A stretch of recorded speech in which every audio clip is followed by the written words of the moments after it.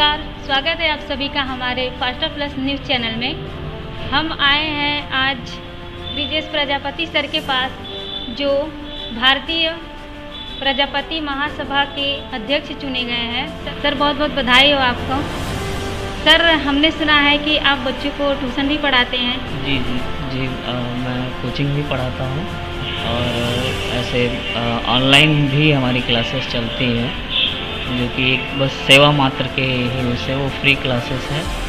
Coaching जो है वो थोड़ा दिनचर्या की जो चीज़ें हैं बहुत कम फीस में भी पूरे चीज़ों को अच्छे लेवल की चीज़ों को दी जाती है। सर आप देखने में थोड़ा हमें परेशानी हो रहा है, इसलिए हम लोग चेहरे से थोड़ा मास्क हटाना चाहते हैं। सर आप ट्यूशन मतलब कब से शुरुआत किए हैं? ये शुरुआती दौर तो समझ लीजिए कि जब हमारा बीएससी जब चल रहा था तब से ये स्टार्ट हुआ है, लेकिन प्रॉपर जो हम लोग आए तो ये 2006 में आए। जब बीएससी कंप्लीट हो गया तब जो है उसमें आए और वहाँ से स्टार्टिंग शुरू हुई और आज जो है 14 साल हो गए उसको, मतलब कॉन्टिन्यूस रन करते हुए कभी ये ब्रेक नहीं किया गया। और हमारे बहुत ही अच्छे बच्चे जो है वो यहाँ से पास आउट हुए हैं। उनको बड़ा प्राउड भी होता है कि हाँ हम इस जगह पे हैं, और उनके मार्क्स भी बहुत अच्छे आते हैं। और चूँकि स्टार्टिंग में पिपराइच में सीबीएसई बोर्ड की जो थी क्लासेस हैं वो हम ही लोगों ने स्टार्ट की, सीबीएसई बोर्ड से स्टार्ट की, फिर उसके बाद से अब इस टाइम पे सीबीएसई बोर्ड और यूपी बोर्ड दोनों ही चलाते हैं। बहुत ही सराहनीय काम है आपका, जो आपने 14 साल से शिक्षा के कार्य में किया। सर जो आप 14 साल से कोचिंग सेंटर चला रहे हैं, इस कोचिंग सेंटर का नाम बताना चाहेंगे, क्योंकि हर बच्चा आपके कोचिंग सेंटर में आना चाहता है। जी बिल्कुल बताना चाहेंगे। कोचिंग का नाम है एक्स्ट्रा लॉजिक एकेडमिक क्लासेस, और ये इसी के नाम से पिछले 14 सालों से चलता आ रहा है, इसी के नाम से फेमस भी है। और मैं एक बात और भी बताना चाहूँगा कि मेरे साथ साथ मेरे और भी टीम में कई लोग पढ़ाते हैं, और मेरे भाई भी जो हैं वो भी पढ़ाते हैं। और ब्रिजेश सर की कोचिंग के नाम से भी इसको जाना जाता है, क्योंकि इसका रीज़न ये है कि हम दोनों लोग जो हैं वो जुड़वा हैं, तो ये इससे ज़्यादा फेमस है। और वैसे आप एक्स्ट्रा लॉजिक एकेडमिक क्लासेस के नाम से भी पूछ के आ सकते हैं। इसी बढ़ते क्रम में हम जानेंगे कि सर भारतीय प्रजापति महासभा के अध्यक्ष चुने गए हैं। आइए हम जानते हैं कि इनका ये संगठन किस रूप में, किस उद्देश्य में काम करता है। जी बहुत पहले तो मैं धन्यवाद देना चाहूँगा, बहुत बहुत धन्यवाद आप सबका। और इस सबसे पहले तो मैं प्रजापति महासभा के जो राष्ट्रीय महासचिव जो है वो सोहन लाल प्रजापति जी को, और प्रदेश अध्यक्ष अरविंद प्रजापति जी को, और जिला समन्वयक शिवशंकर प्रजापति जी को मैं बहुत बहुत धन्यवाद देना चाहता हूँ कि इस पद के लिए मुझे उचित समझा, और उनको ये महसूस हुआ कि यह व्यक्ति जो है इस कार्य को बहुत अच्छे से कर सकता है, और हमारे संगठन का, हमारे जो महासभा के उद्देश्यों को बहुत ही खरा उतर सकता है। इस सोच को रखते हुए उन्होंने मुझे अध्यक्ष चुना। मैं इसके लिए उनका तहे दिल से शुक्रगुजार हूँ और बहुत बहुत धन्यवाद अर्पित करता हूँ। सर आपका ये जो संगठन है, ये भारतीय प्रजापति महासभा का, ये किस उद्देश्य पे काम करेगा? मैं बिल्कुल बताना चाहूँगा। इसमें सबसे पहले तो ये चीज़ कि मेरे दिमाग में ये आया कि क्यों इससे जुड़ा जाए, तो इसमें सबसे मेरा मेन जुड़ने का उद्देश्य था शिक्षा को लेके, क्योंकि ये जो हमारे समाज में जो देखा जाए तो हमारे समाज में पूरे वर्ग में शिक्षा का स्तर बहुत ही निम्न है, उसको उच्च स्तर पर लाने के सभी के प्रयास हैं। उसमें भी मेरा एक कदम है ताकि मैं भी इस काम को कर सकूँ, बहुत अच्छे से कर सकूँ। तो कोचिंग के माध्यम से तो मैं काम करता ही था, लेकिन मुझे ये लगा कि इसको किसी और तरीके से समाज से जुड़ के और किसी समाज में जाकर इस चीज़ को किया जाए तो और भी हम शिक्षा के स्तर को बेहतर कर सकते हैं। चूँकि ये हमारे महासभा का वो है निर्णय है, और ये अगर वो चाहेंगे और वो करेंगे तो इसमें ज़रूरी इसका लाभ सबको मिलेगा। और ये बात ये नहीं है कि सिर्फ इसी के लिए, लेकिन कहते हैं कि कोई भी अच्छा काम शुरू करने के लिए पहले शुरुआत अपने घर से की जाए। तो यह जो इसका अभी जो मूल स्वरूप यही चीज़ है कि पहले हम अपने घर को सही करें, और ताकि उससे लोग प्रेरित हो के अगर वो अपने चीज़ को भी करना चाहें तो इसके साथ वो जुड़ सकते हैं स्वेच्छा से। उसमें ये वैसे ये जो निर्णय है ये हमारे भारतीय प्रजापति महासभा का निर्णय होगा, इसमें हम अभी कुछ नहीं कर सकते। सर, हमने सुना है कि आपके वहाँ कुछ बच्चे आते हैं जो पढ़ने के इच्छुक होते हैं और वो पैसे आपको नहीं दे पाते हैं, फीस नहीं पे कर पाते हैं, तो आप उनके लिए भी कोई सुविधा बनाए हैं? जी बिल्कुल, ये सत्य है। और ये बहुत बार ये हर साल ऐसा होता है कि जैसे हमारे सीबीएसई बोर्ड में मोस्टली ऐसे होते हैं कि एडमिशन तो हो गया, स्कूल में तो एडमिशन हो गया, किसी तरीके से हो गया, वो स्कूल की फ़ीसें इतनी महंगी हो चुकी हैं आज के डेट में कि वो गार्जियंस दे के ही वहाँ से थोड़ा, तो वो एक एक्स्ट्रा बर्डन जो कोचिंग होता है वो भी आज के डेट में ज़रूरी है, क्योंकि टाइम ज़्यादा नहीं मिल पाता है स्कूल में हर एक सब्जेक्ट के लिए, तो वो ज़रूरी है, वो सबको करना होता है। तो उसके परिप्रेक्ष्य में अगर देखा जाता है तो वो गार्जियन जिनके पास फाइनेंशियली सपोर्ट नहीं हो पाता है तो वो एक एक्स्ट्रा बर्डन नहीं झेल पाते हैं। ये अगर उसको हम देखते हैं कि वो बहुत ही अच्छा है, उसकी इच्छा कर रही है पढ़ने का, वो जुड़ना चाहता है तो वो जुड़ सकता है, और जुड़ते भी हैं। हर साल ऐसा होता है कि बहुत ऐसे बच्चे होते हैं जिनमें कुछ फाइनेंशियली दिक्कत होती है।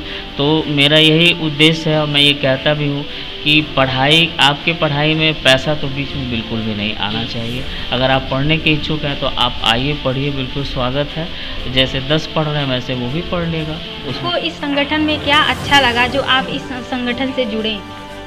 इस संगठन में जैसे ये मैंने सुना था कि हाँ, इस संगठन का एक उद्देश्य ये भी है कि ये क्या करते हैं, जैसे आप भी जानते हैं, सभी लोग जानते हैं कि हर एक कास्ट में कई उसमें जातियां भी अपने आप में ही बटी हुई हैं। तो इस तरह से हम लोगों के भी कास्ट में कई ऐसी हैं, जबकि ये है कि अब चूँकि यहाँ बटा तो है लेकिन वो लोग उतनी ही दूरी भी रखते हैं। तो एक मुझे ये लगा कि ये वाली जो चीज़ आ रही है, ये जो सभा है, ये महासभा है, इसका एक ये भी काम था कि ये जो आपस में ही जो दूर है, दूसरों से तो दूर छोड़े, जो आपस में ही दूर है उनको पहले एक साथ यूनाइट किया जाए। तो इसमें जो एकता की भावना जो दिखी, उससे मेरा ये मन हुआ कि मैं इससे जुड़ूँ। और इसमें एक और भी बात ये भी थी कि इसका उद्देश्य ये भी था कि ये महिलाओं की शिक्षा पे और ख़ास तौर में जो बच्चियों की शिक्षा पे विशेष ध्यान था। तो मुझे ऐसा लगा कि मैं इसमें शिक्षा को लेके कुछ कर सकता हूँ, इस वजह से मैं इससे जुड़ना चाहूँ। प्रजापति महासभा के राष्ट्रीय महासचिव कौन है, सर बताएंगे? जी, सोहन लाल प्रजापति जी हैं इनके अध्यक्ष, और इन्हीं के संरक्षण में, इन्हीं के अध्यक्षता में सभी लोग मिल के इस काम को करते हैं और अपना उद्देश्य जो है वो दूर दूर तक पहुंचाते हैं। चलिए, इसी बढ़ते क्रम में हम जानना चाहेंगे कि सर, जब से ये कोचिंग सेंटर शुरुआत किए हैं तब से क्या आपको लगा कि कोई ऐसा बच्चा रहा हो जो आपके एकदम क्लोज रहा हो, आपकी बात मान रहा हो और पढ़ने में भी सही रहा हो? कुछ बताना चाहेंगे आप उसके बारे में? जी बिल्कुल, वैसे तो मेरे लिए सभी बच्चे प्रिय हैं, लेकिन कुछ एक बच्चों में एक ऐसी क्वालिटी होती है, कुछ ऐसी चीज़ होती है जो अलग ही छाप छोड़ जाते हैं। तो इन सालों में मुझे कई ऐसे लोगों से मुलाकात हुई जो कि यादगार रहा, लेकिन एक उसमें से ऐसा था जो बहुत ही ज़्यादा हमारे छवि को उसने छुआ। मतलब आप यूँ कह सकते हैं कि उसने मुझे इम्प्रेस किया। और उसकी ख़ास बात ये कि वो बच्चा बहुत रिच फैमिली से नहीं है, एक मिडिल क्लास से भी आप कह सकते हैं कि इस तरीके से, मतलब फाइनेंशियली कंडीशन बहुत ज़्यादा अच्छी नहीं है, लेकिन दिमाग तो बहुत ही अच्छा, मतलब बहुत ब्रिलियंट माइंड का लड़का, और उतना ही संस्कारी, जिसको कहा जाए कि बहुत ही ज़्यादा उसके अंदर वो चीज़ देखने को मिली। दूसरी बात ये कि घमंड उसको बिल्कुल भी नहीं, उसको ये भी नहीं था कि हाँ मुझे ये चीज़ आती है और मैं उसको एकदम से वो करूँ, बिल्कुल भी शांत रहने वाला लड़का, बहुत ही अच्छा। शुरू में ही मैंने उसको भांप लिया और अंदाज़ा लग गया कि ये अपनी लाइफ में बहुत कुछ करेगा। और अभी वो इंटरमीडिएट पास आउट किया है, और पास आउट करके एक मैं और भी लोगों को बताना चाहता हूँ, सब लोगों को मालूम होगा कि एक केरल में एक ऐसी संस्था है कि जो IIT को फ्री में कोचिंग कराती है, लेकिन उसके लिए वो चुनाव करती है, वो एक पेपर लेती है, उस पेपर को क्वालिफाई जो करता है वही वो उसमें पढ़ता है, और ये उसके अंडर गवर्नमेंट ये चलता है, उसमें सारी चीज़ें फ्री हैं, और जब तक आपकी उसमें अच्छे मार्क्स से आप उसको क्वालिफाई नहीं कर जाते हैं तब तक वो सुविधा दी जाती है। ऐसा कुछ प्रावधान उसमें है, और चूँकि वो 100 बच्चों का कलेक्शन वहाँ पे होता है पूरे भारत से, तो उसमें से एक बच्चा ये भी है और पिपराइज का है। तो ये एक मेरे लिए गर्व की बात ये है कि वो मेरे कोचिंग से है, पिपराइज का है, ये और भी गर्व की बात है। तो ये उस लड़के ने मुझे इससे छाप छोड़ा। सर, आप जितना बात किए हैं उसमें आपने उस लड़के का नाम नहीं लिया है, तो आप उस लड़के का नाम बता दीजिए, हम भी जानना चाहें वो लड़का कौन है। जी, उस लड़के का नाम प्रभात कुमार है, और वो ये अपने परशुरामपुर जो गांव है, पिपराइज से सटे ही एक गांव है परशुरामपुर, वहाँ का वो निवासी है, और बहुत ही अच्छा लड़का है, और वो सबका रिस्पेक्ट करता है, बहुत अच्छा लगता है। सर, इस समय तो लॉकडाउन चल रहा है, तो कोचिंग सेंटर तो आपके बंद होंगे, तो बच्चे कैसे पढ़े होंगे, आप कुछ बताएंगे? जी, इसके लिए मैंने एक बच्चों को फ्री ऑनलाइन क्लासेस की सुविधा दी है, और एक यूट्यूब चैनल भी है जो कि कोचिंग के ही नाम से है, एक्स्ट्रा लॉजिक एकेडमी क्लासेस, जिस पे बच्चे विज़िट करके और वो सारी सुविधाएं फ्री ले सकते हैं। उसमें कोई पैसा नहीं लगता है और कुछ भी नहीं लगता है, बस एक छोटा सा काम जो सब लोग करते हैं, सब्सक्राइब करना, वो करना होता है। तो उनको इच्छा वो करें, लेकिन ये है कि वो उससे वो ले सकते हैं सुविधाएं, और उससे वो फ्री क्लासेस उससे ज्वाइन कर सकते हैं। उसमें 9 से लेकर 12 तक के मैथ, फिजिक्स, केमिस्ट्री सारे जो उसमें हैं वो आपको मिलती हैं। इनफैक्ट बायो की भी क्लासेस आपको मिलती है, लेकिन चूँकि अभी लॉकडाउन का, चूँकि ये अनलॉक और लॉकडाउन के जो उसमें है, इसमें कुछ ऐसे हमारे जो टेक्निकल जो सपोर्ट्स हैं वो पूरी तरीके से आ नहीं पा रहे हैं वहाँ यहाँ पे साथ में, तो थोड़ी भी वीडियोज़ की दिक्कत है, लेकिन कुछ वीडियोज उस पर पड़े हैं जिससे कि आप उसका लाभ ले सकते हैं। सर, हम आपसे आपके कोचिंग के बारे में इतनी सारी जानकारियाँ ले चुके हैं, लेकिन हम अभी तक आपसे ये नहीं पूछ पाए कि आप किस किस सब्जेक्ट का पढ़ाई कराते हैं यहाँ पे। जी, तो यहाँ देखिए, यहाँ पे कम से कम 4 सब्जेक्ट तो चलते ही चलते हैं, मैथमेटिक्स, फिजिक्स, केमिस्ट्री, बायो और इंग्लिश, ये जो है चलती है। चूँकि साइंस में आपका मैथ, फिजिक्स, केमिस्ट्री, बायो हो गया, और फिर एक इंग्लिश के लिए अलग से चलती है क्लासेस, और सभी के लिए फैकल्टी बिल्कुल फिक्स है, निर्धारित है। ऐसा नहीं है कि एक ही फैकल्टी सभी चीज़ों को पढ़ाता है, क्योंकि हम लोग इस बात का विशेष ध्यान देते हैं कि बच्चे बोर ना हो।